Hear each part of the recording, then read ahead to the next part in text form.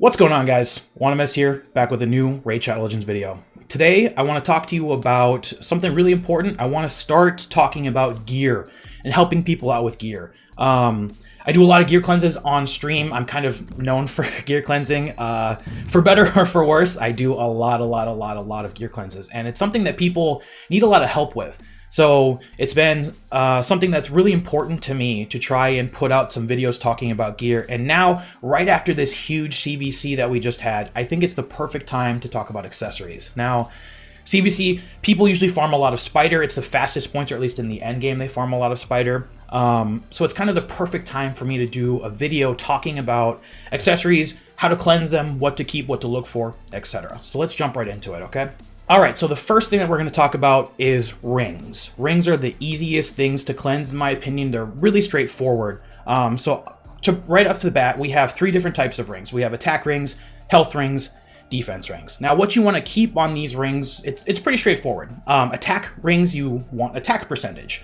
Health and defense rings, you want the corresponding health or defense percentage. Now, that sounds very straightforward, but something that people don't really think about too much is kind of mixing and matching percentage stats. Now, on attack rings, you generally want to stick to just attack percentage. If you're just kind of getting started in the spider, you're probably looking for good double rolls. Otherwise, later on in the game, triple attack percentage and potentially quad is really like what you're looking for your damage dealers. Health and defense rings are really where you can mix it up. You just have to think of rings just as they're just a main stat, right? It's just the main stat is just health, the main stat is just defense. They're a lot more flexible than that. It doesn't just have to be health percentage with health rings, defense percentage with defense rings. You can mix and match those quite a bit. The idea behind this is you can kind of cover a champion's weakness by having different rings available to you. So, for example, if you have a champion that has a really high base health percent, or a high base health, but a low base defense, and you want them to be tankier, you could try to build them with a defense ring that has health percentage on it, right? Because that way you're kind of covering the bad main stat with a flat stat, which doesn't change, and then you still have the percentage that you want for their base health. So health and defense percentage, you can kind of mix and match those on health and defense rings. Now, a quick honorable mention or shout out is Rodos in the Undead faction. He scales with both health and attack. Now, a lot of champions do this, but Rodos is kind of like a really good example of this, where his base health is terrible. I think it's 11,000 something, maybe 12,000, but he scales pretty well with health. So if you can get health rings or banners as the main stat, but then get attack percentage on the banner, those are really good for a champion like Rodos. So keep an eye out for those in the Undead faction.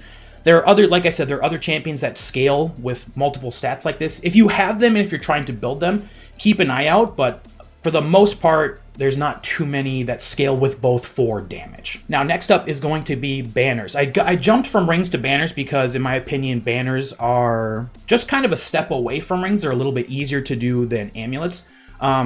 So banners, we have 5 different types of banners. So we still have the attack, health, and defense, but then we also have resistance and accuracy banners. So those kind of add a lot more to, number one, it's tough to get good banners because there's so many types of them. And there's a lot more criteria we need to look at with those 2 types of extra banners.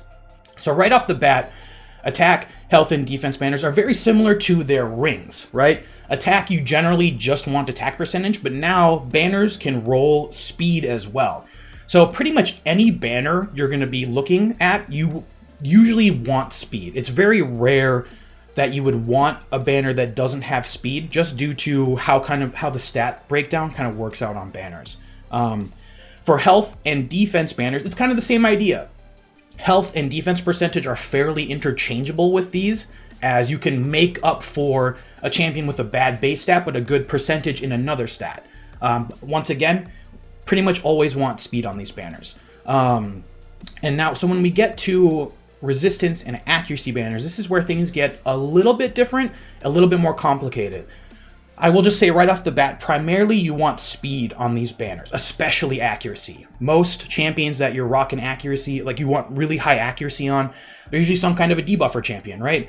You want them to usually go faster than your damage dealers, and then you usually want them to be able to go quickly and take more turns so that they get back to their ability more quickly. Now, it's not always the case, but speed is good on both of these banners. When we're looking at percentages for these banners, let's talk about accuracy. You generally want to focus on one percentage. As I said before, health and defense are still going to be fairly mix and match if we're prioritizing speed, but you would definitely want to keep kind of attack percentage on its own. So for example, if you have an accuracy banner that is, 2 rolls into speed, 1 roll into attack percentage, depending on the faction, that would be really good for an attack-based champion that does debuffs that you want them to do a little bit more damage, aka getting that attack percentage roll. Health and defense champions, once again, there are plenty of health and defense champions that do damage and that also have important debuffs, but it's still fairly mix and match on those, and we still want to prioritize the speed. Now, for resistance banners, same kind of idea as accuracy, but just, I would say overall, they're used less than accuracy, right?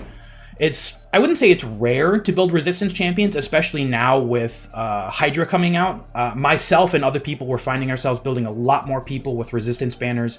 But still, for the average player, accuracy banners are definitely going to be used more. But for resistance, because we're talking about them, speed is still going to be the primary stat that you're looking for on these. Speed kind of controls how the rest of your build is going to shake out, and if you have speed on your banner, if you have a lot of speed on your banner, that can make it a lot easier to build the champion with other pieces of gear if you're lacking. Once again, I would say that when it comes to the percentages though, health and defense percentage are going to be overall more valuable than attack percentage on resistance banners. It's pretty rare to build attack champions in a resistance banner. Resistance Rodos was in the meta for Arena a couple of months ago. He's kind of shifted out of it now.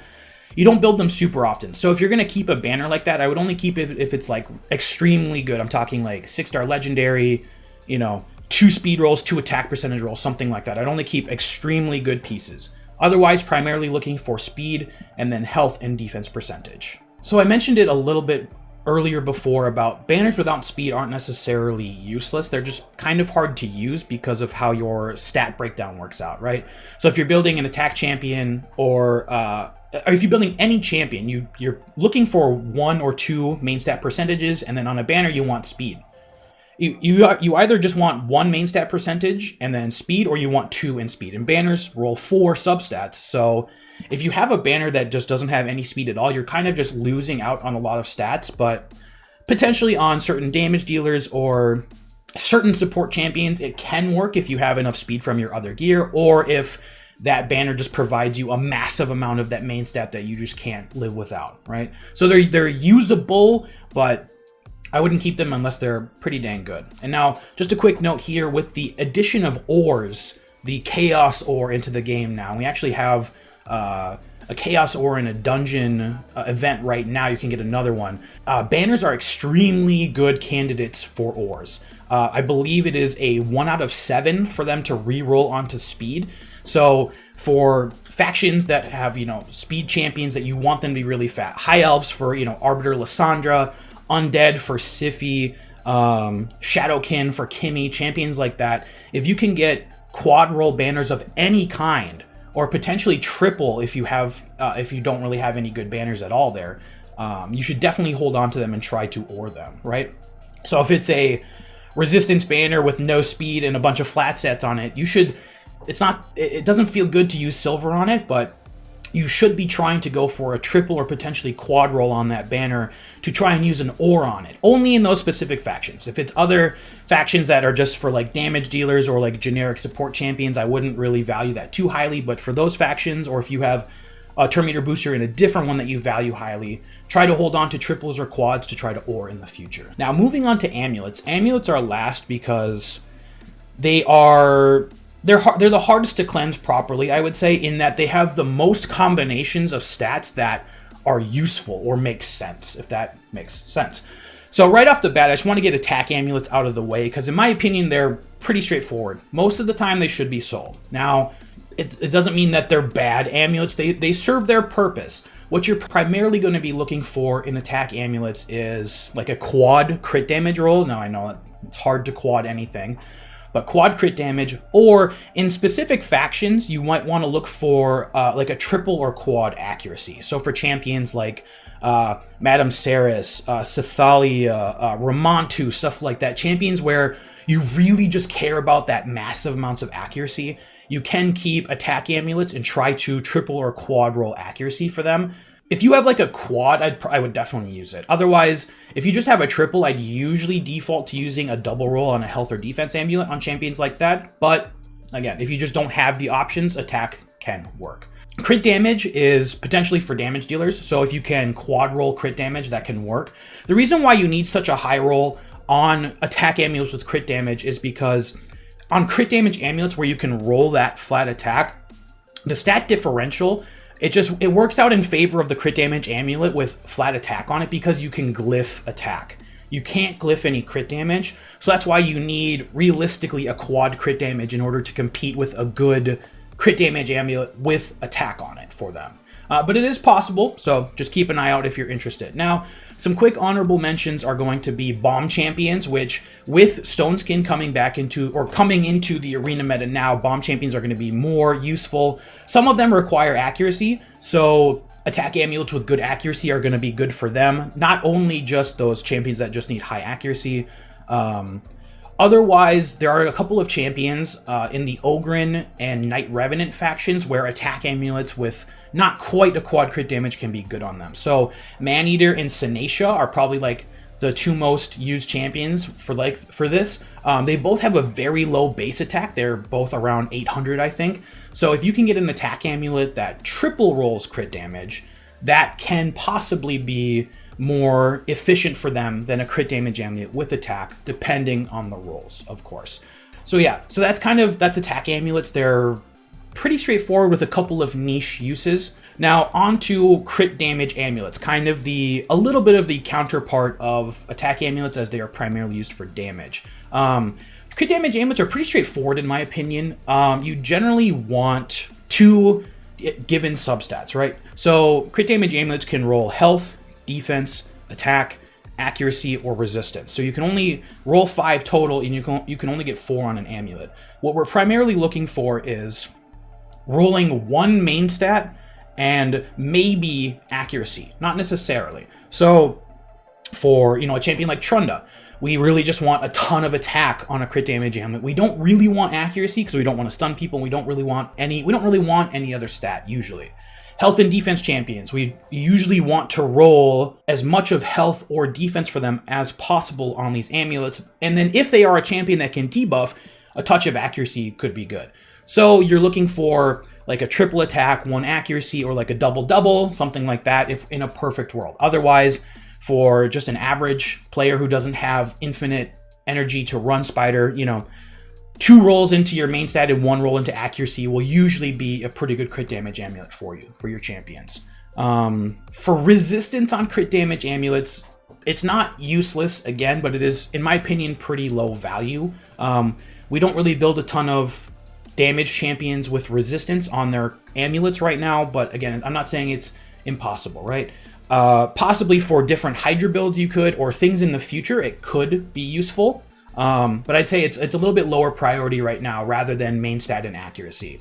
So if you are going to keep one, I would only really keep extremely good pieces like double doubles or like a triple roll 1x roll. So like double roll attack, double roll resistance, that could work, or like triple attack 1 res or triple res 1 attack could work. I'd only keep extremely good pieces that have like too much resistance in them because they're going to be less useful in my opinion.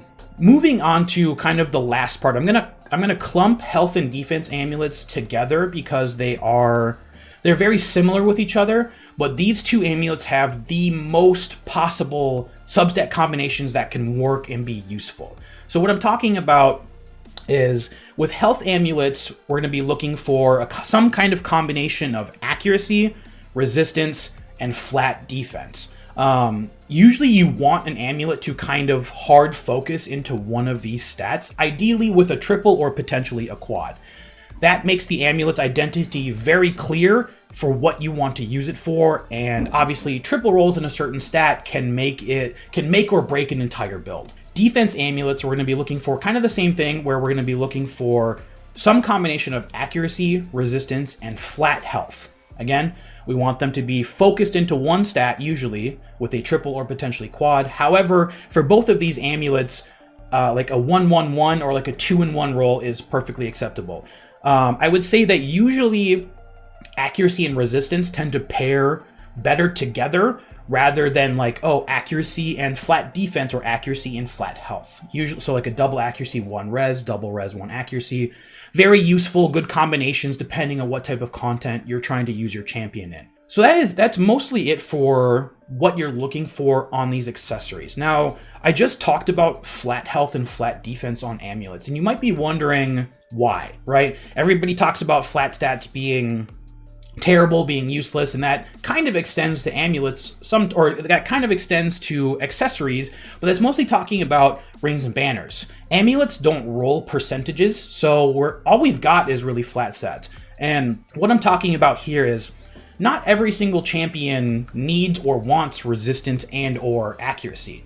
A good example of this is Duchess, right? Duchess Lilitu. If you're not intentionally building her with high resistance, you don't really need resistance on your amulet. So all you have left is accuracy, attack, crit damage, and then flat health or defense. So you don't need attack on her, you don't need crit damage, and she doesn't use accuracy at all. So what left is there? The only thing that's left is the opposite flat stat. So flat health on a defense amulet or flat defense on a health amulet can be very valuable depending on what type of champion you're building. If you can high roll triple or potentially even quad the opposite stat from the amulet, it's like you're wearing 1.5 amulets, right? I'm going to talk about rolls in a minute here, but amulets have 6-star amulets are, I believe, 4,080 health, right? If you high roll health on a defense amulet, you could definitely have 2,000 or so health, plus you can glyph it. That gets you up to 2,500 health. That is more than 50%. That is 65% of an entire health amulet just in your defense amulet. So that adds a lot of tank stats that people aren't really paying attention to. I talk about this a lot on stream, and people don't really know why I value it so highly. So that's why. All right. So the last thing that I want to talk about on this video is this goes out and works on all pieces of gear, not just accessories, but I wanted to tie it into this video because I don't think it deserves its own video. The information is out there and pretty easy to find. So I want to talk about high rolls versus low rolls on stats. This is another thing that I get asked about a lot on stream. I'll talk about, oh, that's a high roll, that's a low roll. And people are always asking me, what do you mean? What is a high roll versus a low roll? So on percentage stats on rings and banners, on a 6-star piece, you can roll 5 to 7%. So that means if you have 2 rolls into a stat and you're at 15%, that means you super low rolled it, right? That means that you rolled 5% 3 times. If you have 21%, that, however, would be a maximum high roll, as you have 3 rolls of 7%. Now, for accuracy and resistance, these only roll on amulets. On a 6-star piece, they roll from 9 to 12. So if you have 2 rolls and you total 27, that's a super low roll. If you have 2 rolls and you total 36, that's a super high roll. And last, or for speed on banners, because you don't roll speed anywhere else, 6-star pieces roll 5 or 6. There's not a 3-way spread, it's just 5 or 6. So if you have 2 rolls into a banner and you're at 15 speed, that is a low roll. If you're at 18, that is a high roll. Anywhere between there is some kind of an average or slightly above or slightly below average roll. And last but not least are flat stats. Now, flat stats do roll on all 3 of these pieces, but on rings and banners, that's not really what we're looking for, but you can pay attention to it. Primarily, we want to pay attention to amulets. So health rolls anywhere from 200 to 565. I don't know why they picked such a strange number for health, but attack and defense roll anywhere from 15 to 30. So you can see how, especially as you roll 2, 3, or potentially quadding 4 times into a roll, if you low roll all of those rolls, I mean, obviously a triple is still going to be decent, but a high roll double could actually end up being better than a low roll triple, depending on the piece. And that kind of ties back into what I was talking about with those amulets, right? So health or defense, they roll 200 to 565 or 15 to 30.